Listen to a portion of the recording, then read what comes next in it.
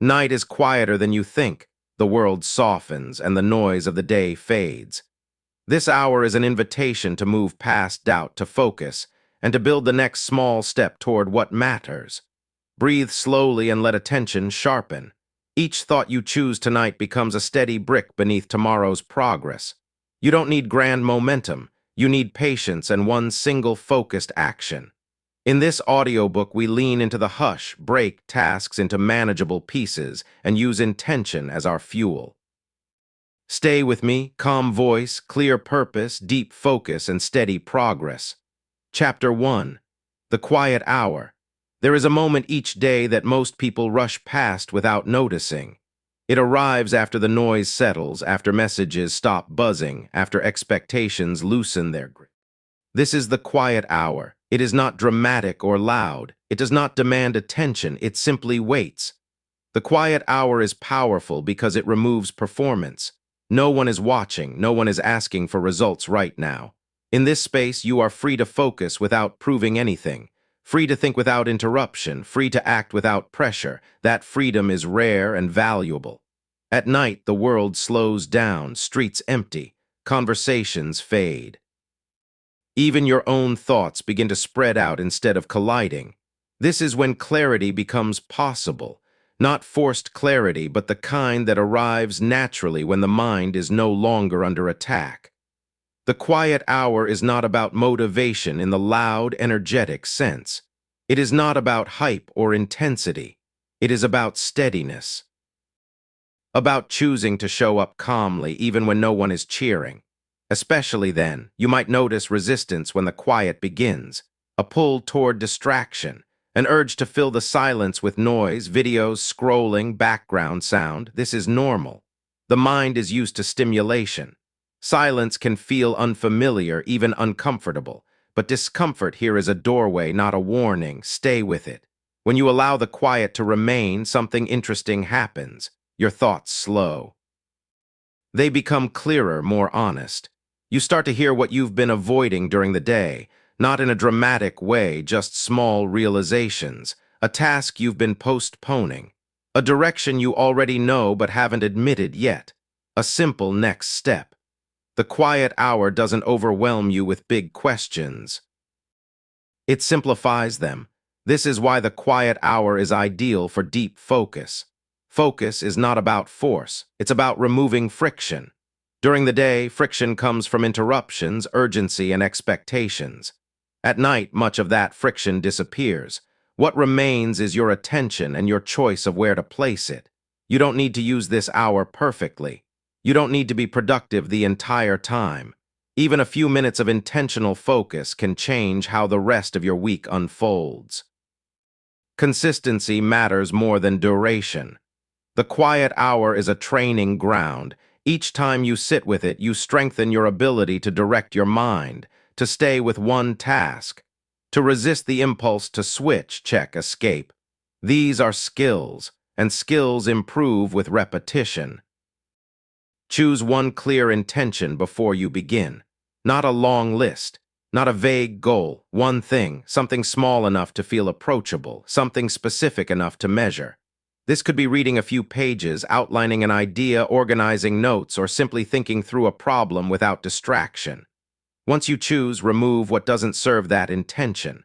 Silence notifications, close extra tabs, lower the lights.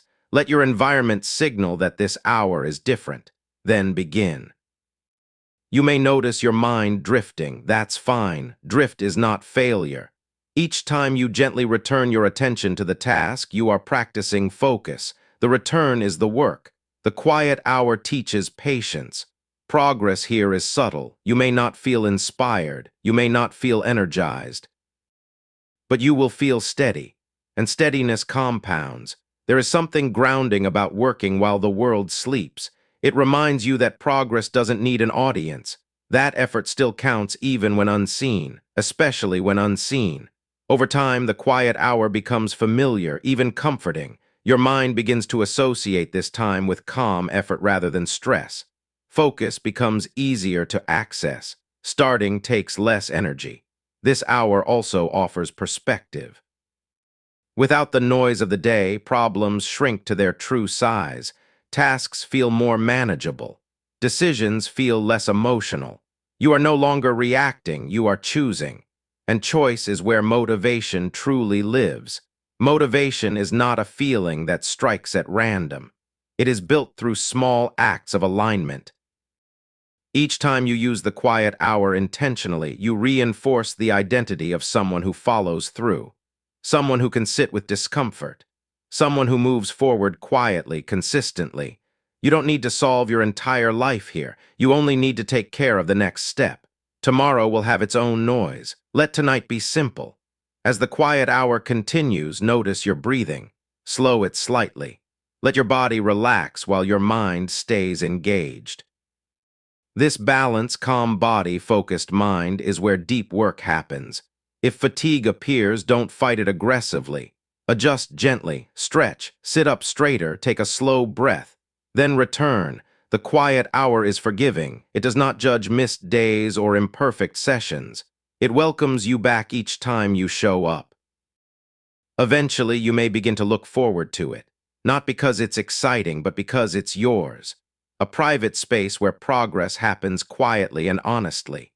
This is where ideas grow roots, where habits form, where confidence is built without noise. The world celebrates loud wins. The quiet hour builds real ones. So as you settle into this time, remember, you are not behind, you are not late. You are exactly where you need to be, choosing focus when it matters most. Stay here. Work calmly. Let the quiet do its job. Chapter 2. Attention as a skill. Attention is often treated like a personality trait. People say they are good at focusing or bad at concentrating, as if attention were something you are born with and stuck with forever. But attention is not a fixed trait. It is a skill. And like any skill, it can be trained, strengthened, and rebuilt. If your attention feels scattered, that is not a flaw. It is feedback. It reflects the environment you live in and the habits you've practiced. Modern life trains distraction very well. Constant notifications, fast content, and endless choices reward quick shifts of focus. Over time, the mind adapts. It learns to scan instead of stay. The good news is that the same adaptability that weakens attention can also restore it. Attention begins with choice. Not the dramatic kind, but the quiet, repeated decision to place your mind on one thing and keep it there a little longer than feels comfortable. That little longer is where growth happens. When you try to focus, you may expect it to feel smooth, calm, effortless. But in the beginning, attention often feels restless. The mind wants to jump. It looks for novelty. This does not mean you are doing it wrong. It means you are noticing the habit of distraction instead of being carried by it. Noticing is progress. Think of attention like a muscle. When you first use it deliberately, it feels weak. It tires quickly. You may only be able to hold it for a short time. That is normal. Muscles strengthen through repetition, not intensity. Short, consistent effort builds far more than rare bursts of force. This is why attention improves through practice, not pressure. Start by narrowing the scope of what you ask from your mind. Instead of focus for an hour, try focus for 5 minutes. 5 real minutes, no multitasking, no checking. Just one task and one direction. When the mind wanders, gently bring it back, not with frustration, not with self-criticism, just a calm return. Each return is a repetition. Each repetition strengthens control. The goal is not to eliminate distraction entirely. The goal is to recover faster when it happens. Attention is also deeply tied to energy. When you are exhausted, hungry, or overstimulated, focus becomes harder. This is not weakness, it is biology. Training attention includes respecting limits and creating conditions that support clarity. Lowering stimulation helps. Silence, dim light, and fewer inputs reduce the load on your mind. This is why the quiet hour works so well. It removes unnecessary demands, allowing attention to settle naturally. Another important part of attention is intention. Attention follows meaning. When a task feels vague or overwhelming, the mind resists staying with it. Clarifying the purpose of what you're doing makes focus easier. Before you begin, ask, what exactly am I doing right now? Not working, not studying, but something specific, reading 3 pages, writing 1 paragraph, reviewing 1 concept. Specificity gives attention something solid to hold. Attention also improves when you stop fighting boredom. Boredom is not an enemy. It is a signal that stimulation has dropped. If you immediately escape boredom, attention never learns to stay. But if you sit with boredom briefly, something interesting happens. The mind adapts. It begins to engage more deeply with what's in front of it. This is where depth replaces novelty. Deep attention feels different from surface focus. It is quieter, time passes differently, thoughts become more ordered. You are no longer reacting, you are directing. This state is not reserved for creative geniuses or monks. It is accessible to anyone willing to practice staying. Distraction often comes with an emotional pull, a desire to avoid difficulty, uncertainty, or effort. When attention slips, it's often because the task asks something uncomfortable. Recognizing this changes how you respond. Instead of forcing focus, you acknowledge the discomfort and continue anyway. That is skill building. Over time, attention begins to stabilize. The urge to check fades faster. Starting becomes easier. Tasks feel less heavy. Not because they changed, but because your capacity to stay with them grew. Attention also shapes identity. What you pay attention to repeatedly becomes what you think about most. What you think about most becomes what you believe matters. Training attention is not just about productivity. It is about choosing what you give your life to. This is why scattered attention often feels unsatisfying. Energy is spread thin. Nothing feels complete. Focus, even on small things, restores a sense of progress and control. You don't need perfect conditions to train attention. In fact, mild distraction can be useful. Each time you practice staying despite temptation, you strengthen resilience. You are teaching your mind that it does not have to obey every impulse. This builds trust in yourself. One helpful practice is single tasking, doing one thing at a time fully. No background content, no parallel activities, just presence with the task. This may feel inefficient at first, but it creates higher quality results and less mental fatigue. Another practice is deliberate pauses. Before switching tasks, stop for a moment, take a breath, decide where attention goes next. This prevents automatic drifting and reinforces choice. Attention also benefits from rhythm. Working in short, focused blocks with breaks in between allows the mind to reset without losing momentum. Breaks are not failures, they are part of sustainable focus. As attention strengthens, you may notice changes outside of work. Conversations feel clearer, reading becomes easier, even rest feels deeper. This is because attention affects how fully you experience anything. Training attention is not about becoming rigid or intense. It is about becoming present, flexible, intentional. There will be days when focus feels difficult. That does not erase progress. Skills fluctuate. What matters is returning to practice without judgment. Each quiet session of focus is a vote for the person you are becoming. You are not trying to control every thought. You are learning to guide your mind gently, repeatedly back to what matters. This is a lifelong skill, and it begins simply with noticing where your attention is and choosing again and again where it goes next. Attention is not something you wait for. It is something you build.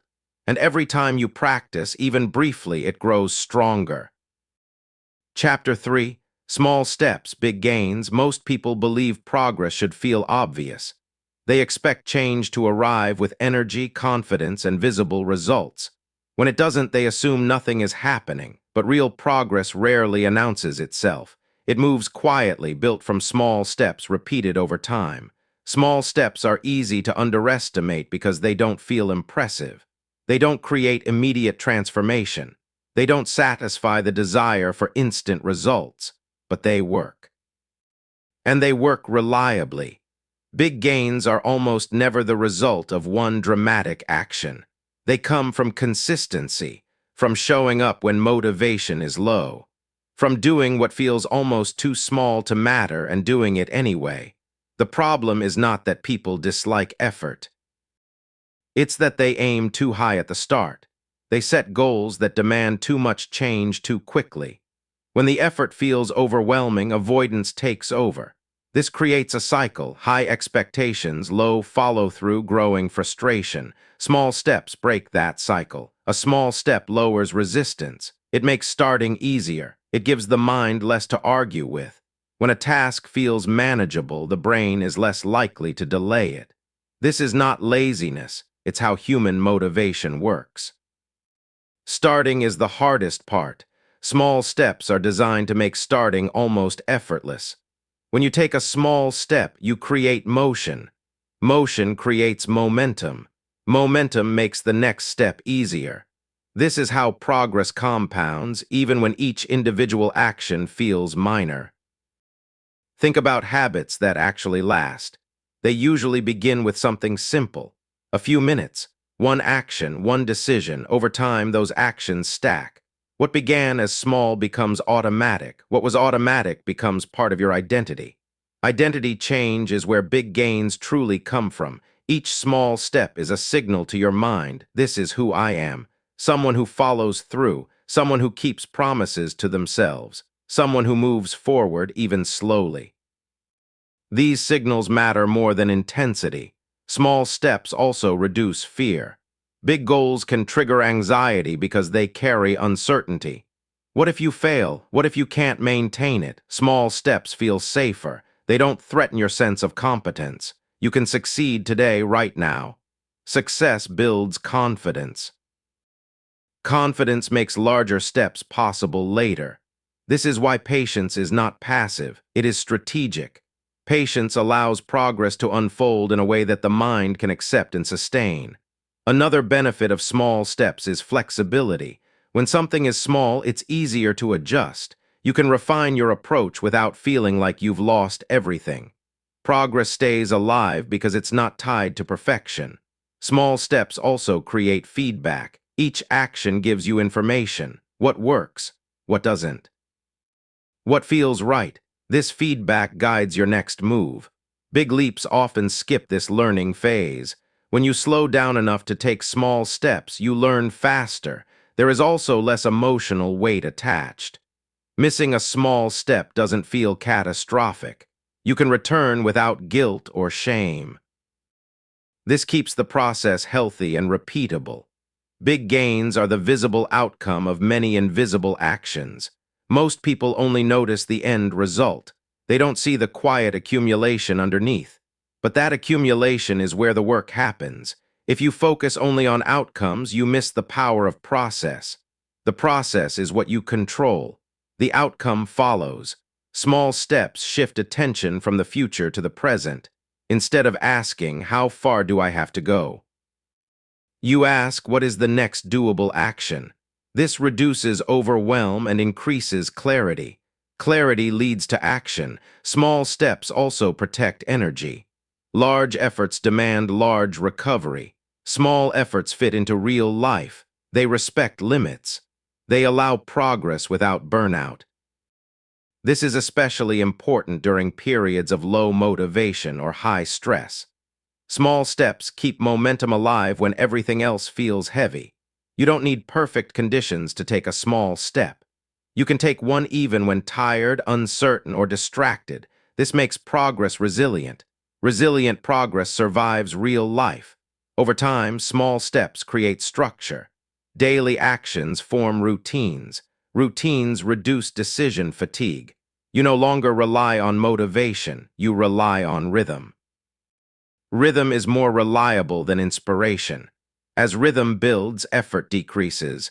What once felt difficult becomes normal. What was normal becomes easy. This is how growth feels from the inside, not exciting but steady. Small steps also help reframe failure. When goals are small, failure becomes data, not identity. You adjust instead of quitting. This keeps learning active. The danger of chasing big gains too quickly is that it teaches all-or-nothing thinking.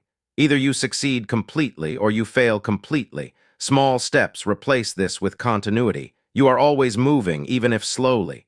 Continuity is powerful. There is a quiet confidence that comes from steady progress. You trust yourself more. You stop waiting for the perfect moment. You know that showing up in small ways is enough. Enough, repeated, becomes a lot.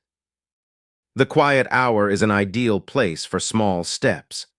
Late at night, when expectations are low, you can focus on one simple action.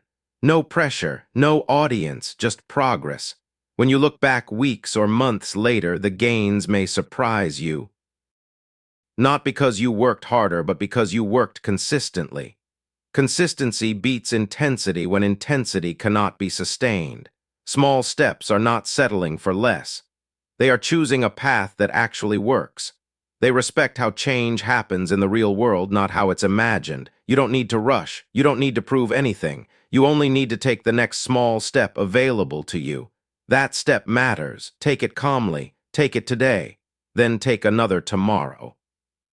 This is how big gains are built, quietly, patiently, and one small step at a time. Chapter 4. Breaking the overwhelm. Overwhelm doesn't arrive all at once. It builds slowly. A task here, a responsibility there, a thought you don't finish, a decision you postpone. Eventually, everything blends together into one heavy feeling, too much all at once. Overwhelm is not a sign that you are incapable. It is a sign that your mind is trying to hold more than it can carry comfortably. The problem is not the amount of work, it's the lack of structure around it. When everything feels urgent, nothing feels manageable. The first step in breaking overwhelm is understanding that it is a mental state, not an accurate assessment of reality. Overwhelm exaggerates. It blurs boundaries. It turns separate tasks into one massive, undefined threat. And the mind, when faced with something undefined, defaults to avoidance. Avoidance feels like relief in the moment, but it quietly feeds the overwhelm underneath. Breaking overwhelm does not require motivation. It requires clarity. Clarity begins with separation. Instead of thinking about everything at once, you begin pulling things apart. One task, one concern, one decision at a time. This act alone reduces pressure. You are not meant to solve everything simultaneously. When overwhelm hits, the instinct is often to push harder or escape completely. Both responses miss the real solution. The solution is to slow down enough to see clearly, pause for a moment, breathe. Not deeply or dramatically, just enough to signal to your body that you are not in danger. Overwhelm often feels urgent because the nervous system is activated. Calming the body helps calm the mind. Once the urgency softens, you can begin to work with what's actually there. Ask a simple question. What is one thing I can do right now? Not the most important thing, not the biggest thing, just one doable action. This question cuts through mental noise. It narrows the field of attention. It replaces pressure with direction. Overwhelm thrives on vagueness. It shrinks when faced with specifics. Often what overwhelms you is not the work itself, but the uncertainty around it. You don't know where to start, how long it will take, or whether you'll do it well. These unknowns create tension. Breaking tasks into clear steps removes much of that tension. Instead of "I need to finish this," try "I need to open the document," or "I need to read the first page." These actions are concrete. They give the mind something to engage with. Once you begin, momentum often follows, not always, but often enough to matter. Another key to breaking overwhelm is permission. Many people overwhelm themselves by believing they must do everything perfectly, immediately, and alone. These beliefs add unnecessary weight. You are allowed to do things imperfectly. You are allowed to take breaks. You are allowed to ask for help. You are allowed to move slowly. Overwhelm weakens when expectations become realistic. It also helps to separate urgency from importance. Overwhelm makes everything feel urgent. But urgency is often artificial. Many things can wait without consequence. Identifying what truly needs attention now versus later reduces pressure dramatically. Not everything deserves your energy tonight. The quiet hour is especially effective for breaking overwhelm because it removes external demands. No incoming requests, no expectations to respond, just you and the next step. In this space, you don't need to solve the whole problem, you only need to make it smaller. Another useful approach is externalizing your thoughts. Overwhelm grows when everything stays in your head. Writing things down, tasks, worries, ideas, creates distance. Once they're outside of you, they feel more manageable. A list doesn't solve the problem, but it organizes it. Organization creates relief. When you see tasks written individually, you realize something important. They are finite. There is an end. Overwhelm often feels endless because the mind can't see boundaries. Boundaries restore control. It's also important to notice how self-talk contributes to overwhelm.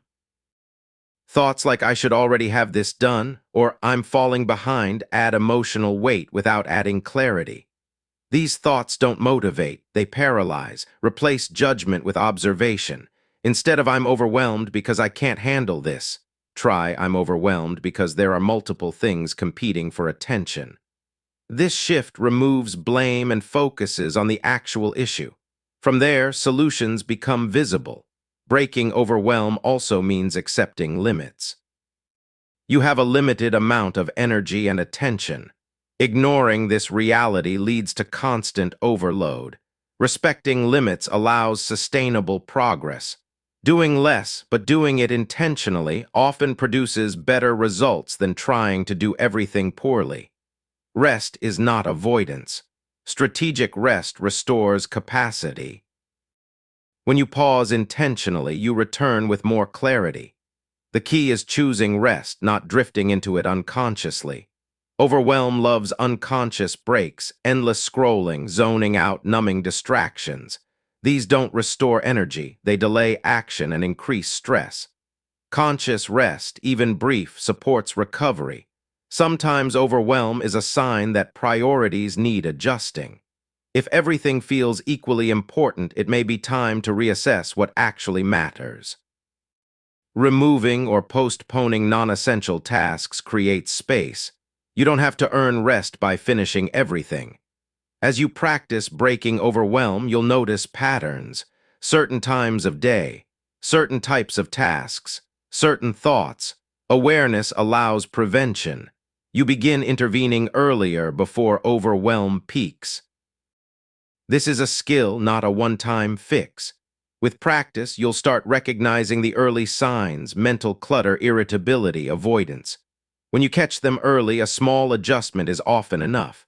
Over time, confidence grows. Not confidence that life will be easy, but confidence that you can handle complexity without shutting down. That confidence is powerful. Breaking overwhelm is not about eliminating stress entirely. It's about responding skillfully when it appears. Stress is part of growth. Overwhelm is stress without structure. Structure turns pressure into progress. Tonight, you don't need to fix everything. You only need to take one clear step that reduces pressure instead of adding to it. One action that brings order instead of chaos. Choose it calmly. Do it slowly. Let that be enough. Overwhelm loses its grip not when you do more, but when you do what matters one step at a time. Chapter 5. Deep Focus Techniques. Deep focus is often misunderstood. Many people think it requires intense effort, complete silence, or a perfectly disciplined mind. When they can't achieve those conditions, they assume deep focus isn't for them. But deep focus is not about perfection. It is about creating the right conditions and using simple techniques that make attention easier to sustain. Deep focus is a state where attention stays with one task long enough for real progress to happen. Thoughts become more orderly. Distractions lose their pull. Time feels different, not rushed, not dragging, just steady. This state is not rare or mystical. It is practical, learnable, and repeatable. The foundation of deep focus is intention. Before any technique works, you must decide what you are focusing on. Vague intentions produce shallow focus. Clear intentions invite depth. Instead of "I'll work for a while," choose something precise. One problem, one page, one section. The clearer the target, the less mental energy is wasted deciding what to do next. Once intention is set, the next step is reducing choice. Choice drains attention. Each time you decide whether to switch tasks, check something, or adjust direction, focus weakens. Deep focus thrives when decisions are minimized. Prepare before you begin. Gather what you need, remove what you don't, close unnecessary tabs, silence notifications. These small actions protect attention from constant interruption. Your environment matters more than willpower. Another key technique is time containment. Deep focus does not require endless hours. In fact, shorter, defined sessions often work better. When the mind knows there is an end point, it relaxes. Resistance decreases. Choose a block of time that feels challenging but realistic. For many people, this is 20 to 40 minutes. During this time, the only goal is to stay with the task. Not to finish it, not to do it perfectly, just to remain engaged. When the session ends, you stop. This builds trust. Your mind learns that focus is not a trap, it's a temporary commitment. Breathing also plays a subtle but important role.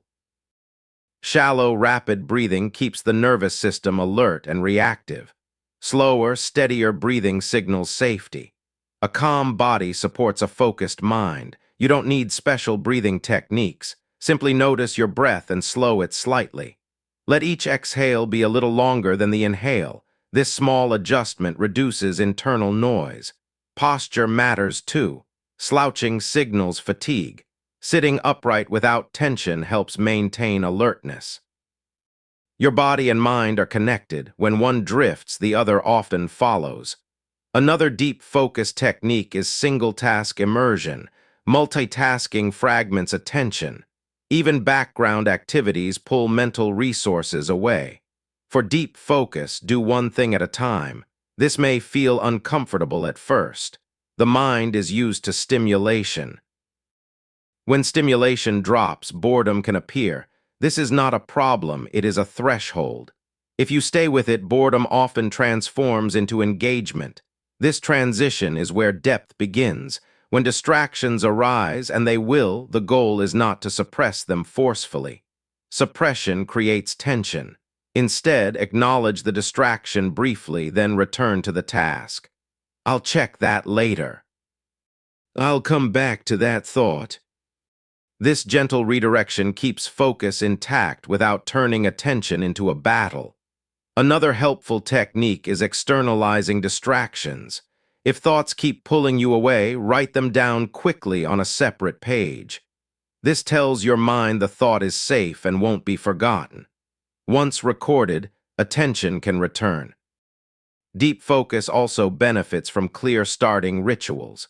Repeating the same simple action before a focus session, such as clearing your desk, dimming the lights, or taking one slow breath, signals your brain that it's time to settle in.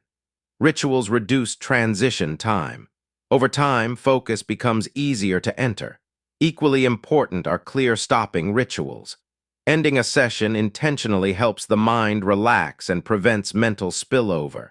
Briefly note what you accomplished and what comes next. This creates closure. Closure preserves energy. Another technique is task shaping. Large, complex tasks resist deep focus because they feel unclear. Breaking them into well-defined components creates entry points. You focus on one component at a time, allowing depth without overwhelm. Deep focus also improves when you work at the right level of difficulty. Tasks that are too easy invite boredom. Tasks that are too hard create anxiety. The ideal task is challenging enough to engage you but not so difficult that you feel lost. Adjust difficulty by changing scope. If something feels overwhelming, make it smaller. If it feels dull, add a constraint or goal. Constraints sharpen attention. Sound can also influence focus. Some people focus best in silence. Others benefit from consistent low-variation sound. The key is predictability. Sounds that change frequently pull attention away. If you use sound, keep it simple and unobtrusive. Deep focus requires energy, so timing matters. Notice when your mind feels most alert. For many, this is earlier in the quiet hour before fatigue deepens. Use your best mental energy for tasks that require depth. Less demanding tasks can wait. Rest between sessions is part of the technique. Deep focus cannot be sustained indefinitely. Short breaks allow the mind to recover without losing momentum. Stand up, stretch, look away from screens, then return. Rest is not a reward, it is maintenance. Another powerful technique is reducing emotional friction. If a task carries fear, doubt, or pressure, attention resists staying. Acknowledge the emotion instead of ignoring it. Name it briefly. Then continue. Naming emotion reduces its intensity. Over time, repeated deep focus sessions change how the mind responds to effort. Focus becomes less draining. Starting becomes easier. Distraction loses its urgency. This change is gradual. You may not notice it day to day, but over weeks it becomes clear. Deep focus is not about forcing yourself to work harder. It is about working with your mind instead of against it. When conditions support attention, focus emerges naturally. The quiet hour is ideal for practicing these techniques. Fewer interruptions, less external pressure, a natural slowing of the world. Tonight, you don't need to master every technique. Choose one or two. Apply them gently. Let the experience guide you. Deep focus is built through practice, not perfection. Each session strengthens your ability to stay present, think clearly, and make meaningful progress. Over time, this ability becomes one of your most valuable skills. Focus deeply. Work calmly. Let progress unfold quietly. Chapter 6. Nightly Rituals for Momentum. Momentum is often misunderstood as something loud and powerful, something that suddenly appears when motivation strikes. In reality, momentum is quiet. It is built slowly, through repeated actions that signal continuity. One of the most effective ways to build momentum is through nightly rituals. Nightly rituals are not about doing more. They are about closing the day with intention and setting the conditions for progress to continue. They work because the mind responds strongly to patterns. What you do consistently at night shapes how you think, feel, and act the next day. A ritual is different from a routine.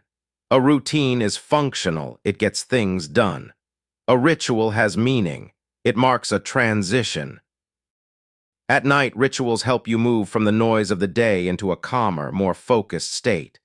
This transition matters. Without a clear ending, days blur together. Unfinished thoughts carry over. Mental clutter builds. Nightly rituals create closure. They tell your mind this day is complete. That sense of completion frees up energy and attention. Momentum depends on this release. One simple nightly ritual is reflection. Not overthinking, not judging, just noticing. Ask yourself, what did I do today that mattered, even a little? This shifts attention away from what's missing and toward what's working. Acknowledging small wins reinforces follow-through. It reminds you that progress is happening even when it feels slow. Another powerful ritual is deciding tomorrow's first step, not a full plan. Just one clear action you'll start with.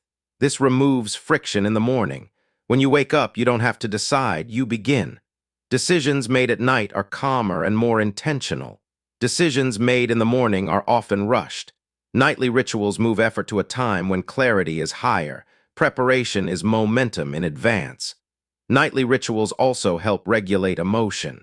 During the day, you absorb stress, noise, and expectations. If these are not processed, they linger. Simple actions, writing a few lines, organizing your space, breathing slowly, help discharge that tension. You don't need long rituals. Even 5 to 10 minutes is enough to signal a shift. Consistency matters more than length. Another useful ritual is creating a physical cue for focus. This could be dimming the lights, clearing your desk, or making a specific drink. Over time, these cues become associated with calm effort. The body learns what's coming next. This reduces resistance. Nightly rituals also protect momentum by preventing all-or-nothing thinking. You don't need to have had a perfect day to perform your ritual. Even on difficult days, the ritual remains. This continuity builds resilience. When life feels unstable, rituals provide structure. Momentum is not just about forward motion, it's about staying connected to the process. Nightly rituals keep that connection alive, even when motivation fluctuates. Another key element of nightly rituals is containment. There is a clear beginning and end. This makes effort feel safer. You're not committing to endless work, just a defined period of intention. Containment reduces avoidance. A simple ritual might look like this. You sit down, write one sentence about the day, choose one task for tomorrow, take a slow breath, and begin a short focus session. Nothing dramatic, just deliberate. Over time, this sequence becomes familiar. Familiarity breeds ease. Nightly rituals also help separate work from rest. When there is no boundary, the mind stays partially engaged all the time. This leads to fatigue. Rituals draw a line. This is work time, this is rest time. Clear boundaries improve both focus and recovery. Momentum depends on recovery just as much as effort. Nightly rituals that include winding down, stretching, breathing, slowing movement prepare the body for rest.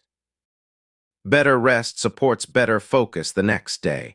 Rest is not lost time. It is momentum stored. Another aspect of nightly rituals is identity reinforcement. Each night you show up, you reinforce the identity of someone who follows through. This matters more than any single task completed. Identity-based momentum is durable. Even when results are not visible yet, the identity is forming. And identity drives behavior more reliably than motivation. Nightly rituals also reduce decision fatigue. When certain actions are automatic, the mind saves energy. This energy can be used for meaningful work instead of constant choice. Less friction means more consistency. It's important that your nightly rituals feel sustainable. If they feel heavy or forced, they won't last. Start small. Choose actions that feel calming rather than demanding. You can always add later. Another helpful ritual is mental unloading. Before focus or rest, quickly list anything that's pulling at your attention. You don't have to act on it, just acknowledge it. This clears mental space. Unacknowledged thoughts demand attention. Acknowledged thoughts relax. Nightly rituals also create a sense of progress even on slow days. When progress is measured only by big outcomes, momentum feels fragile. Rituals create progress you can rely on. You showed up. That counts. Over time, these small nightly actions accumulate. They shape habits. Habits shape outcomes. Outcomes reinforce belief. Belief fuels continued effort. This is the momentum loop. There will be nights when energy is low. On those nights, the ritual becomes even more important. You can shorten it, simplify it, but keep it. Consistency through low energy builds trust in yourself. Trust reduces internal resistance. Nightly rituals are private. No one needs to see them. No one needs to approve. This privacy removes performance pressure and allows honesty. Honesty supports growth. As you continue, you may notice something subtle. Evenings feel less chaotic. Mornings feel clearer. Starting feels easier. This is momentum doing its work quietly. Momentum doesn't shout, it whispers, keep going. The quiet hour is the perfect container for nightly rituals. The world slows down, expectations fade. You can move at your own pace. Tonight, choose one small ritual, something you can repeat tomorrow, and the next night. Let it be simple, let it be yours. Momentum is not built in bursts. It is built in moments like this, calm, intentional, and repeated. End the day with care, begin the next with clarity. That is how momentum grows night after night. Chapter 7, Taming the Inner Critic. There is a voice most people carry with them, often unnoticed until the night gets quiet. It comments on your actions, questions your decisions, replays mistakes, points out what's missing, what's late, what's not good enough. This is the inner critic. The inner critic is not your enemy, but it is not your guide either. It developed as a form of protection, trying to keep you from failure, embarrassment, or rejection. But over time, it often becomes too loud, too constant, and too harsh. Instead of protecting you, it drains energy and weakens focus. Taming the inner critic does not mean silencing it completely. That voice doesn't disappear through force. Taming means changing your relationship with it, reducing its control, and learning when not to listen. The first step is recognition. Many people believe the inner critic is simply the truth. But it's not neutral. It is a habit of interpretation. When you notice critical thoughts, pause and label them. This is my inner critic speaking. That small separation matters. It creates space. Space gives you choice. The inner critic thrives when its voice blends seamlessly with your own. Once you can hear it as a pattern rather than a fact, its power weakens. The critic often speaks in absolutes, always, never, everyone, nothing.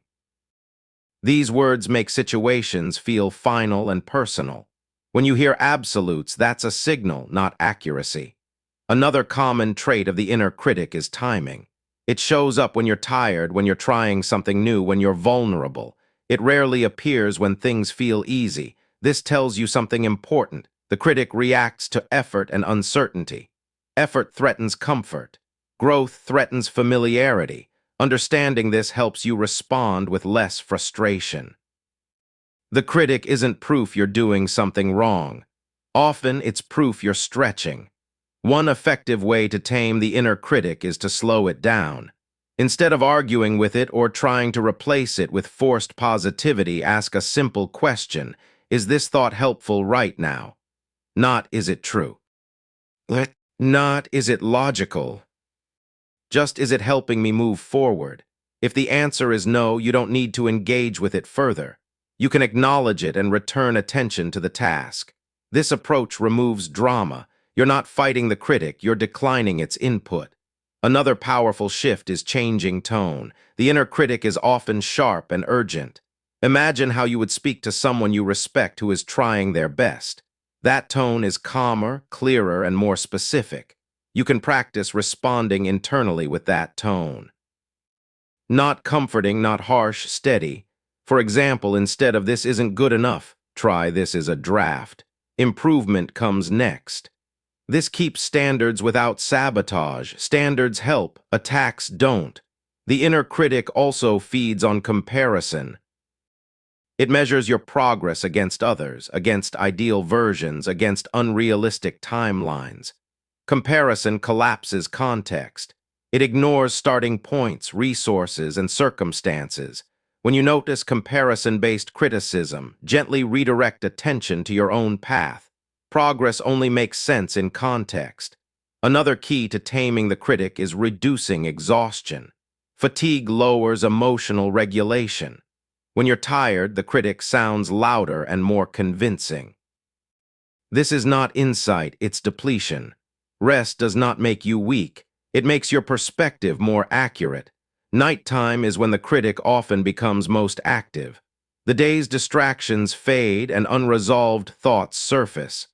This is why the quiet hour can feel uncomfortable at first. But the quiet hour is also where the critic can be retrained. When critical thoughts arise during focus, don't stop working to analyze them. That reinforces their importance. Instead, note them briefly, thinking, and return to the task.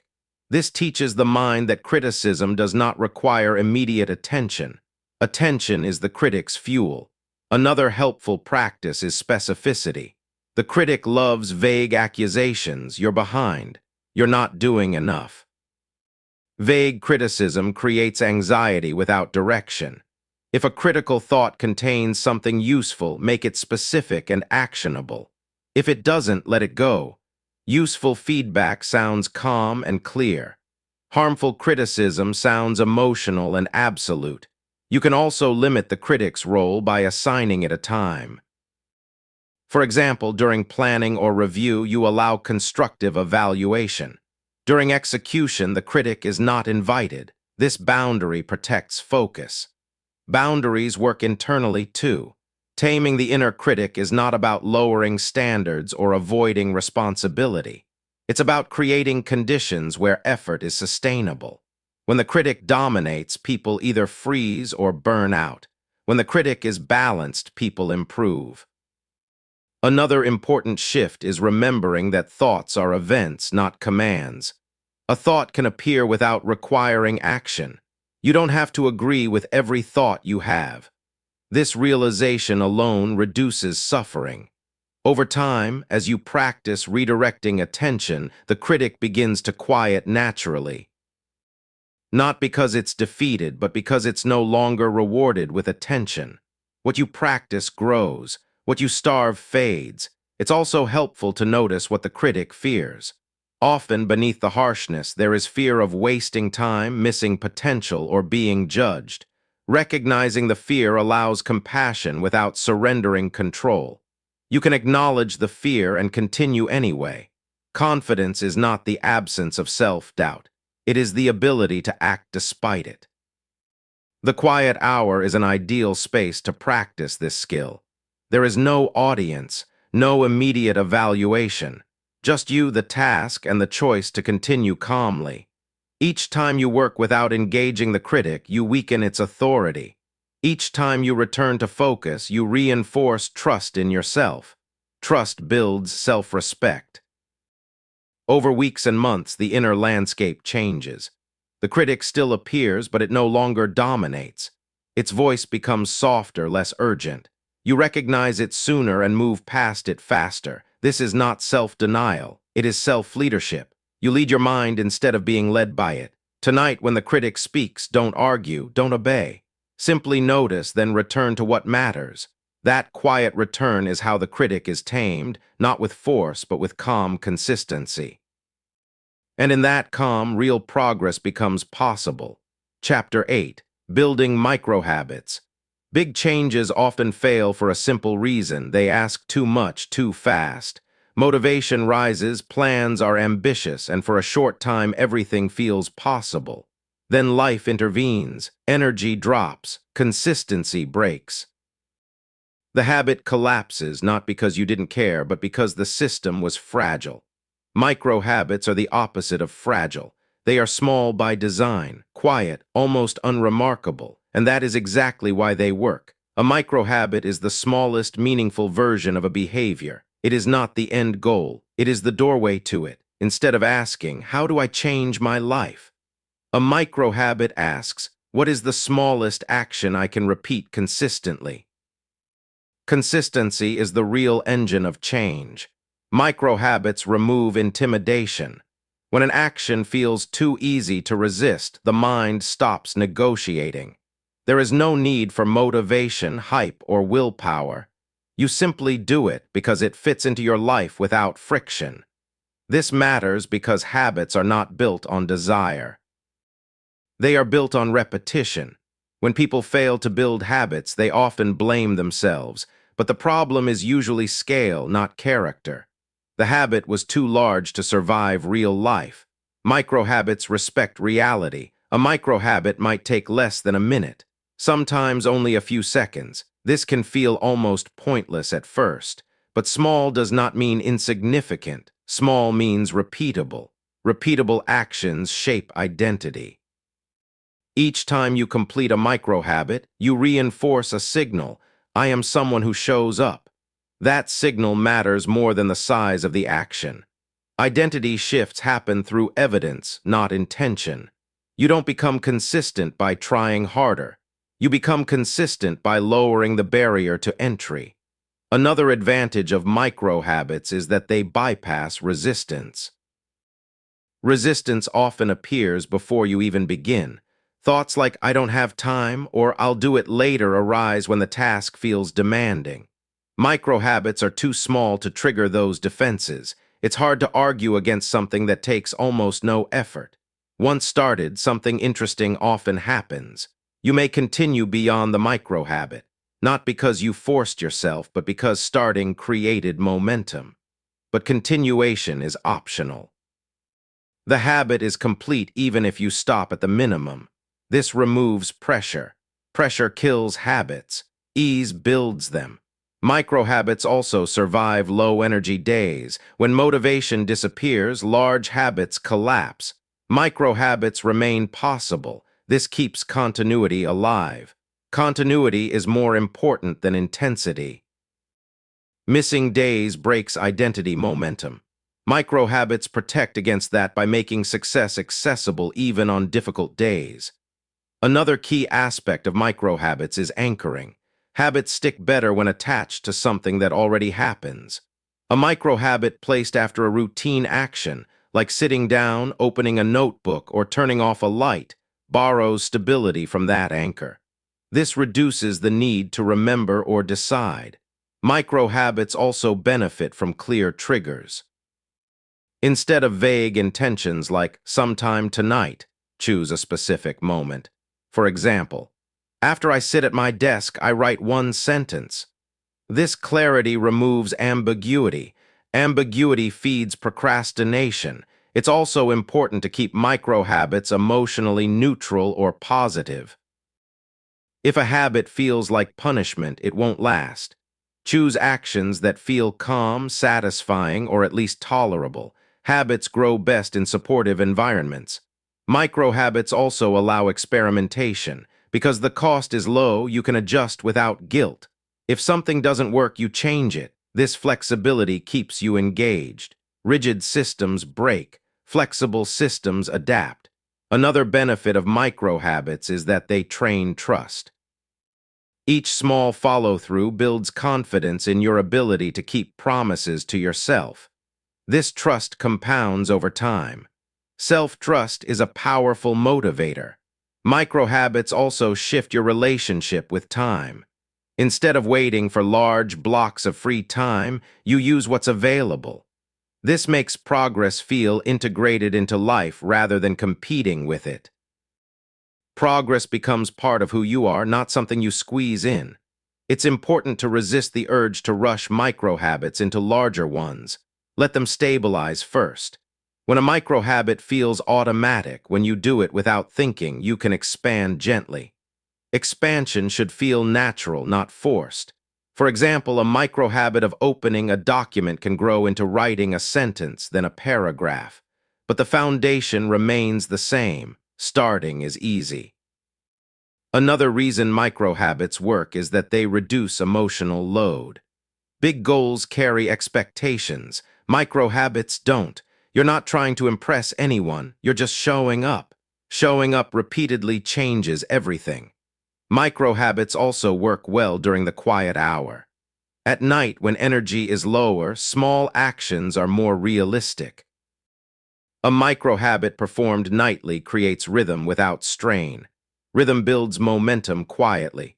You may sometimes feel that micro-habits are too small to matter. That thought is common and misleading. Most long-term change comes from actions that felt insignificant at the time. Growth is obvious only in hindsight. Micro-habits also help break perfectionism. When the goal is small, there's no need to do it perfectly. You complete it and move on. This trains completion rather than overthinking. Completion builds confidence. Another subtle benefit is emotional regulation. Small, repeatable actions create stability. Stability reduces anxiety. When your system is calm, focus improves. Calm systems grow faster. As micro-habits accumulate, you may notice a shift. Effort feels lighter. Resistance appears less often. Progress feels more natural. This is not because life got easier, but because your system became stronger. Strength comes from repetition, not force. There will be days when even a micro-habit feels difficult. On those days, simplify further. Make it almost absurdly small. The goal is not performance, it's continuity. Continuity protects identity. Over time, micro-habits form a network. Each one supports the others. Together, they create structure. Structure supports focus. Focus supports progress. This is how change becomes sustainable. Building micro-habits is not glamorous, it's quiet work, private work. But it works precisely because it respects human nature. You don't need to transform everything at once. You only need to choose one small action you can repeat tonight. Make it easy, make it clear, make it repeatable, then show up again tomorrow. That is how micro-habits are built and how small actions become lasting change. Chapter 9, From Intention to Action. Intention is where change begins. It's the quiet decision that something matters. A direction chosen internally, often without anyone else knowing. Intention feels meaningful, hopeful, and motivating, at least at first. But intention alone does not create change. Action does. The gap between intention and action is where most progress stalls. This gap is not caused by laziness or lack of desire. Most people intend to do many good things. They intend to focus, improve, follow through, and grow. The problem is not intention, it's translation. Turning intention into action requires structure, not inspiration. Intention is abstract, action is concrete.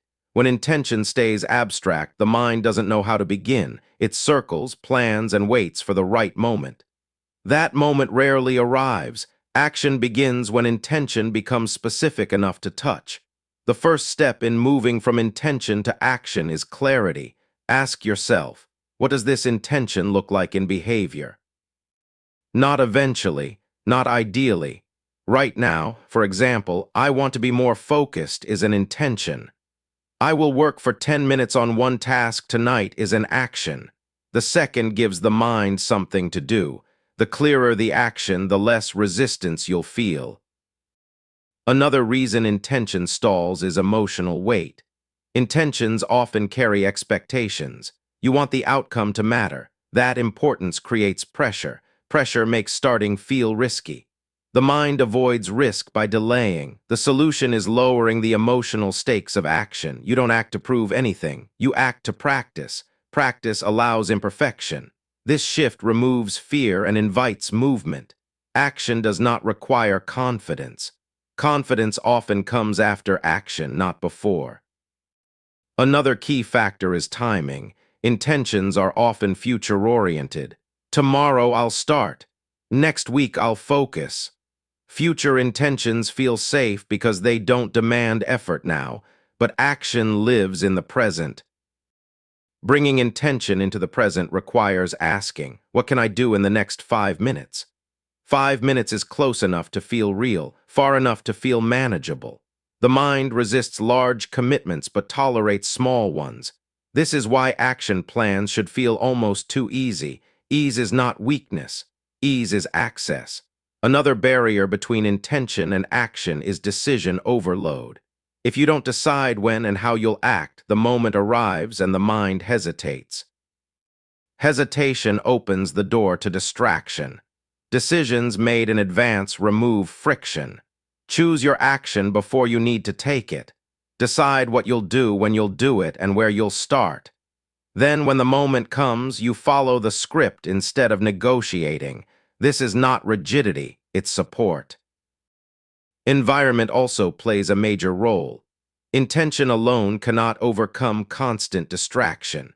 If your environment pulls attention away, action becomes harder. Adjusting your environment is a form of action itself. Removing obstacles counts. Simplifying counts. Preparing counts. Make the right action easier than the wrong one. Another powerful bridge between intention and action is identity. When action aligns with who you believe you are, it feels natural. When it conflicts with that identity, resistance appears. Instead of asking, what do I want to do? Ask, what would someone who values focus do next? This reframes action as self-expression rather than obligation. Small actions reinforce identity. Identity makes future actions easier. This loop closes the gap over time. Fear is another common blocker. Fear of doing it wrong, fear of wasting time, fear of seeing what happens if you try. These fears often disguise themselves as procrastination. The way through fear is not analysis, it's motion. Action provides information, waiting does not. Even imperfect action reduces uncertainty. Once you start, fear loses some of its power. Another reason intentions don't become actions is lack of boundaries. Without boundaries, tasks expand mentally and emotionally. They feel endless. Boundaries create safety, time limits, clear endpoints, defined scope. For example, I'll work on this for 20 minutes, then stop. This tells your mind it won't be trapped. Resistance drops. Boundaries turn intention into a temporary experiment rather than a permanent demand. Action also depends on energy. When energy is low, intentions feel heavier. This doesn't mean you should wait for high energy. It means you should match the action to the energy available. Low energy actions still count. Doing something small during low energy maintains continuity. Continuity keeps identity intact. Identity fuels future action. Another helpful practice is separating planning from doing. Planning can feel productive, but it can also become a substitute for action. Endless planning delays movement. Set a limit on planning. Then switch to execution even if the plan feels incomplete. Progress refines plans. Plans do not create progress. Self-talk also matters. If action is framed as punishment or pressure, resistance grows. If it's framed as exploration or practice, it feels lighter. Language shapes experience. Instead of "I have to," try "I'm choosing to." This restores agency. Agency increases follow-through.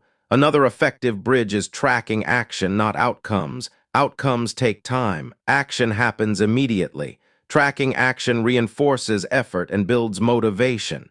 You don't need complex systems. A simple mark for showing up is enough. Showing up repeatedly changes behavior. The quiet hour is a powerful container for turning intention into action. Expectations are lower. Distractions are fewer. The mind is more willing to engage. At night, you're not trying to impress anyone. You're simply practicing alignment. Alignment between what you value and what you do. There will be nights when intention still feels heavy. On those nights, reduce the action until it becomes doable. Action is not all or nothing. Something is always better than nothing. Nothing builds nothing. Something builds momentum. Over time, the gap between intention and action shrinks. You start trusting yourself more. Starting feels easier. You stop waiting for the perfect mood. You act because acting is who you are becoming. From the outside, it may look like discipline. From the inside, it feels like clarity. You don't need to force action. You need to design it. Tonight, take one intention you've been carrying, make it specific, make it small, place it in time and space. Then begin, not perfectly, not dramatically, just deliberately. That is how intention becomes action, quietly, consistently, and one choice at a time. Chapter 10. Morning seeds, evening harvest. Every day is shaped long before it is finished. What you do in the morning plants seeds. What you experience at night is the harvest of those choices. This connection is subtle, often invisible, but it is always present. The quality of your evenings is rarely accidental.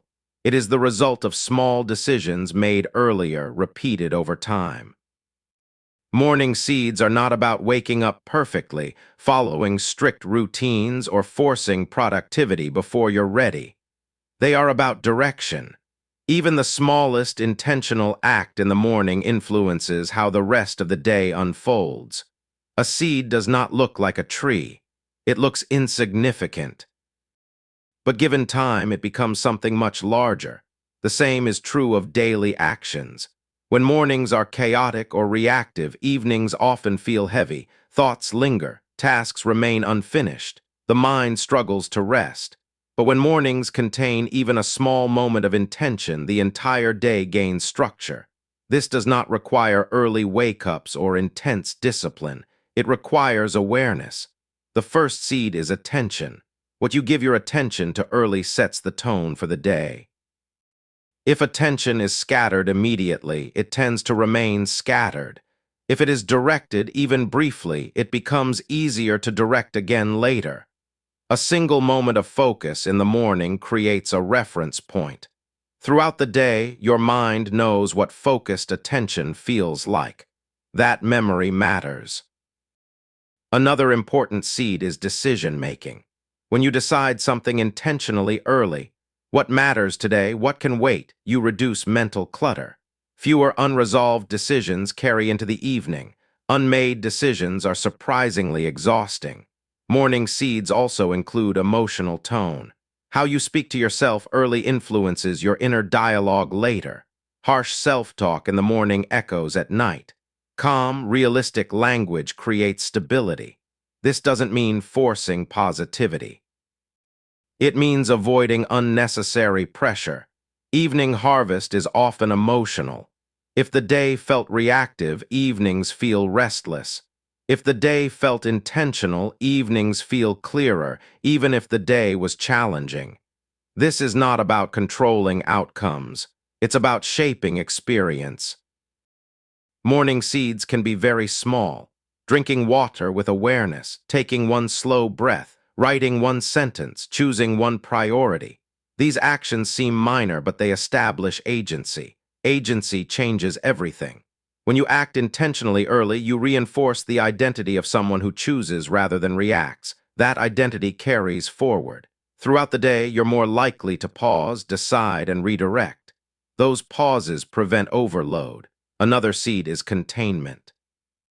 If the morning begins with too many demands, the nervous system stays activated. This tension accumulates. By evening, the body is tired, but the mind is restless.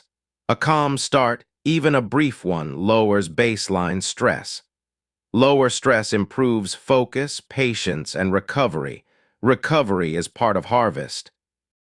Evening harvest is also shaped by how energy is spent. Energy used intentionally replenishes itself. Energy scattered across too many things drains faster. Morning choices influence where energy goes. This is why clarity early matters. You don't need to do everything. You need to know what matters most. Morning seeds also affect momentum. When you complete even a small task early, you create a sense of movement. Movement makes movement easier. By night, this momentum shows up as confidence and calm. You trust the day more when it started well. The quiet hour benefits from this trust. When evenings arrive after intentional days, focus feels more natural. The mind is less cluttered. Reflection feels lighter. But even if mornings were imperfect, the concept still holds. You can plant seeds at any point. A seed planted at noon still grows. A seed planted at night still matters. What matters is understanding the cycle. Evening harvest is also informational. At night, you see what worked and what didn't. This feedback informs tomorrow's seeds. The cycle continues. Growth happens in cycles, not straight lines. One powerful practice is gentle evening reflection, not judgment, not analysis. Just noticing what helped today, what drained me. These observations guide future choices. You don't need to change everything. You only need to adjust one seed. Morning seeds also include boundaries. If boundaries are weak early, they erode throughout the day. If boundaries are set early, even loosely, they hold better. Boundaries protect energy. Protected energy creates better evenings. Evening harvest is also psychological. When you know you showed up intentionally, rest feels earned. Sleep comes easier. The mind lets go more readily. Guilt disrupts rest. Intention reduces guilt. This doesn't mean doing everything right. It means doing something aligned. Alignment is the true measure of a good day. Morning seeds influence alignment. When actions match values early, alignment grows. When alignment grows, inner conflict shrinks. Less conflict means quieter nights. Another important seed is patience. Rushing the morning often leads to rushing all day. Slowing slightly early sends a message. There is time. That message reduces urgency and anxiety later. Urgency is exhausting. Evening harvest also includes perspective. At night, you step back and see the day as a whole. When the day included intention, perspective is kinder. When it didn't, perspective can become critical. This is not about blame, it's about cause and effect. The good news is that seeds can always be replanted. Tomorrow's morning does not depend on today's mistakes. It depends on awareness. One helpful approach is choosing a minimum seed. One action you commit to each morning, no matter what. Something simple, something repeatable. This seed anchors the day. It might be reading one sentence, writing one line, or choosing one priority. The content matters less than the consistency. Consistency builds trust. Trust improves evenings. Over time, you may notice that your evenings feel more settled. Not because life is easier, but because you're working with the rhythm instead of against it. Morning and evening are connected. They speak to each other through your actions. The quiet hour becomes a place of harvest. You gather what the day produced: insight, progress, understanding. You also prepare the soil for tomorrow. Preparation is not pressure. It is care. Care for your energy, care for your attention, care for your future self. You don't need perfect mornings to have meaningful evenings. You only need intentional ones. And you don't need perfect evenings to plant better seeds tomorrow. You only need awareness. Tonight, notice what you're harvesting: calm, tension, insight, fatigue. Let that information guide your next seed. Tomorrow morning, plant something small, something aligned, something you can repeat. Then let the day unfold. By evening, you may notice the difference, not dramatically, but quietly. A little more clarity, a little more calm, a little more trust. That is the rhythm: morning seeds, evening harvest, and each day another chance to grow. Closing chapter: the quiet power of consistency. As our journey comes to an end, it's worth pausing to reflect on what has been built quietly over time. You've explored focus, attention, small steps, rituals, and micro-habits, not as abstract ideas, but as practical tools for daily life. Each chapter was a seed, each practice a small action. By now, the repeated effort begins to compound, often in ways too subtle to notice day to day. Consistency is the true engine behind growth. Motivation comes and goes, but showing up, even in small ways, creates momentum that lasts. The quiet hour is not about grand gestures. It is about intentional repetition. Whether it's a few minutes of focus, a nightly reflection, or a micro-habit, these small commitments accumulate into profound change. Equally important is your relationship with your mind. You've learned to notice distractions without judgment, to acknowledge the inner critic without surrendering to it, and to treat intentions as invitations to act rather than sources of pressure. These shifts may feel small, but they reshape your internal environment. Over time, your mind becomes a supportive space rather than a battleground. The practices in this audiobook emphasize process over perfection. You don't need flawless execution. You only need presence. Each time you return to a task, redirect your attention, or complete a tiny habit, you reinforce a pattern. That progress, no matter how small, is possible. That pattern becomes part of who you are. The cycle of morning seeds and evening harvest reminds us that life is cumulative. What you plant today influences tomorrow. Even tiny acts of intention, repeated over weeks, become the foundation for calm, focus, and meaningful achievement. The quiet hour is your space to cultivate that foundation. Ultimately, the power lies in choice. Each moment offers a chance to plant a seed, take a small step, or focus deeply. You cannot control everything, but you can choose how you respond. These choices, repeated with patience and care, shape the life you want. So carry this forward, show up consistently, honor your focus, nurture your habits, and treat yourself with patience. Growth is not always dramatic, but it is steady. The quiet, repeated actions of today become the harvest of tomorrow. This is the essence of deep, sustainable change. Small steps, deliberate focus, and gentle persistence, these are the tools you now hold. Use them not as a fleeting experiment, but as a lifelong practice. And remember, progress may be quiet, but it is powerful.